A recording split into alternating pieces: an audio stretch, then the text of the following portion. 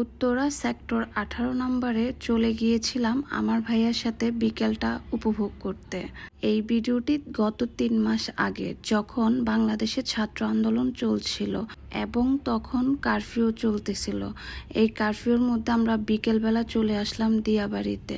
দিয়াবাড়িতে দেখার মতো আসলে কিছু নেই, তবে এই যে কিছু গাছপালা সাথে লেক, এই লেকটাই দেখতে ভালো লাগে, যে কারণে ঘুরে ফিরে দিয়াবাড়িতে আসা।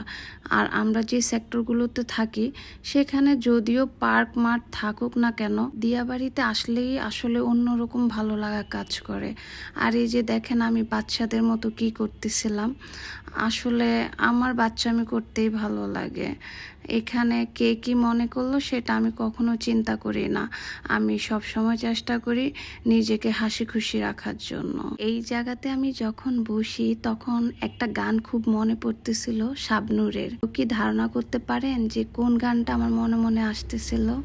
আসলে আমি যদি গান গাইতে পারতাম তাহলে অবশ্যই আপনাদেরকে গান গেয়ে শোনাতাম। আর এই যে দেখেন দিয়াবাড়িতে আসার পর একটার পর একটা প্লেন যাইতে দেখতেছি মাথার উপর দিয়ে। তবে সত্যি কথা বলতে এটা আমার বেশি একটা আকর্ষণ করে না, ভালো লাগে না, কিন্তু অন্যদের ভালো লাগা দেখলে নিজের মধ্যেও একটু ভালো লাগা কাজ করে। আর এই যে আমি আবারও গাছে উঠে গেলাম, আর এর মাঝে ভাইয়া আয়সা বলতেছে এই যে গাছ থেকে নামো, মানুষ কি মনে করবে। আর এদিকে দেখেন বাচ্চাগুলো কি সুন্দর গাছের একদম উপরে উঠে গিয়েছে। আর আমি যখন ভিডিও করতেছিলাম তখন তো তারা বান্দরের মতো লাফালাফি করতেছিল। আচ্ছা বলেন তো আমার ভাইয়াকে দেখতে আজকে কেমন লাগতেছে তার আউটফিটে? আর এদিকে দেখেন আস্তে আস্তে সূর্য উদয় হয়ে যাচ্ছে। কি সুন্দর পরিবেশ, তাই না? কি সুন্দর ওয়েদার। ওই দিন দিয়াবাড়িতে যাওয়ার পর এত পরিমাণের বাচ্চা দেখতেছি বলার বাইরে, যেখানে যাচ্ছি ছোট ছোট বেবি। এই দেখেন এই বেবিটা কি কিউট করে সাইকেলিং করতেছে, আমার তো দেখে অনেক ভালো লাগতেছিল।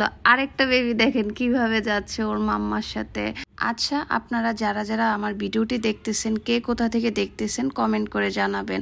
আর কেউ যদি উত্তরার হয়ে থাকেন অবশ্যই কমেন্ট করবেন। আমার এই নতুন ব্লগটি আপনাদের কেমন লেগেছে জানাবেন আপনাদের মতামত। আর আপনাদের যদি ভালো লাগে অবশ্যই একটা শেয়ার করে দিবেন, লাইক করবেন, কমেন্ট করবেন। ধন্যবাদ। আসসালামু আলাইকুম।